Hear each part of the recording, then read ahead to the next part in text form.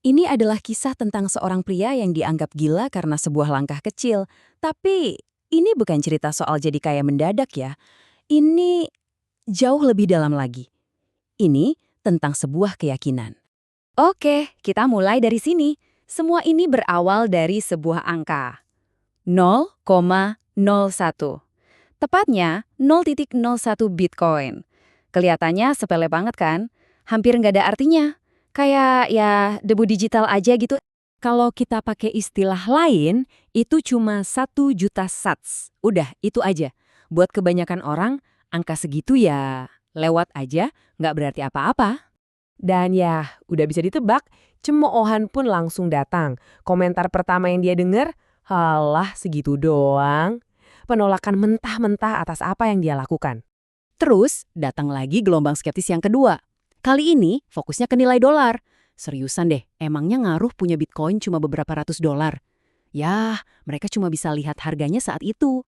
Dan akhirnya, ini kesimpulan mereka. Lo butuh jauh lebih banyak dari itu kalau mau ada hasilnya. Intinya dia diremehin banget. Dianggap naif, cuma karena keputusannya yang kelihatan kecil. Nah, ini inti dari babak pertama. Kisah si underdog dan para pengkritiknya. Dia ini nekat bergerak waktu nggak ada seorang pun yang peduli. Saat tindakannya kelihatan sia-sia dan ya nggak masuk akal buat dunia luar. Tapi kan jadi penasaran ya kenapa dia ngelakuin itu. Nah, disinilah kita coba bedah filosofi di baliknya yang nggak kelihatan sama mata orang biasa. Karena ini bukan soal apa yang dilihat orang lain. Satu hal yang pasti, dia nggak ngelakuin ini buat cari tepuk tangan atau pujian. Beda banget sama kebanyakan orang yang baru gerak kalau udah rame, kalau udah jadi tren. Motivasi dia jauh beda. Tujuannya adalah kedaulatan. Nah, ini dia. Ini permainan yang levelnya beda. Sesuatu yang para pengkritiknya sama sekali nggak akan ngerti. Coba deh kita bandingin ya.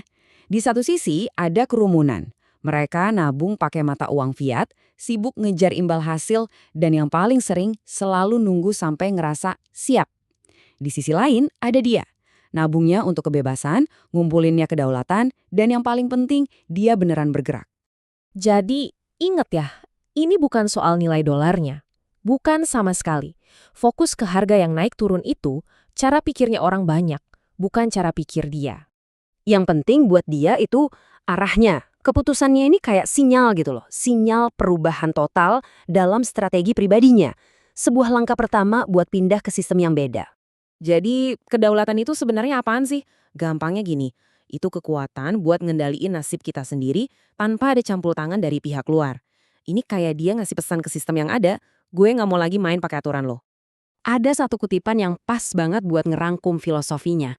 Seperti kebenaran itu jauh lebih kuat daripada fiksi yang utuh. Nah, buat dia, 0,01 Bitcoin itu, ya itulah seperti kebenarannya di tengah dunia keuangan yang penuh fiksi.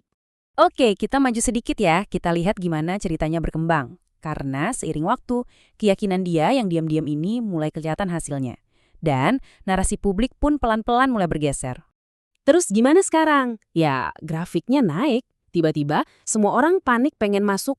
Orang-orang yang sama persis yang dulu ngetawain dia, sekarang kena FOMO. Panik takut ketinggalan kereta.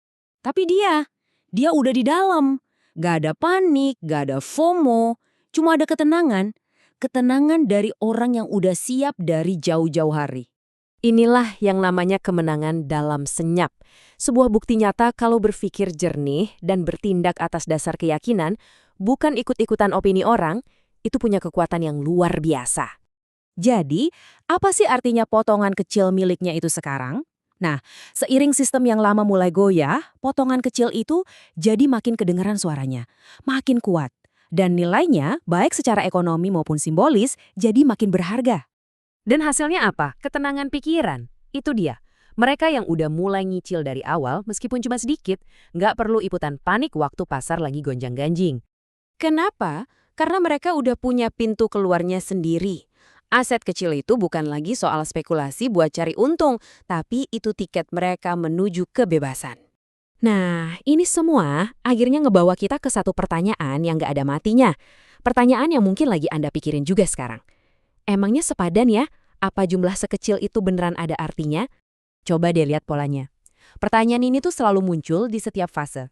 Waktu harga masih $300, orang nanya, sepadan nggak sih? Pas $1.000, nanya lagi. $10.000, sama juga. Bahkan sekarang di atas $30.000 pun, pertanyaan itu masih aja ada. Dan lucunya, jawabannya selalu sama. Di setiap fase itu, orang-orang yang berani bergerak duluan, ya mereka lah yang pada akhirnya bisa bergerak dengan bebas. Ini bukan cuma soal cuan, ini soal kebebasan untuk memilih. Nah, itu mungkin sesuatu yang bisa kita renungkan sama-sama.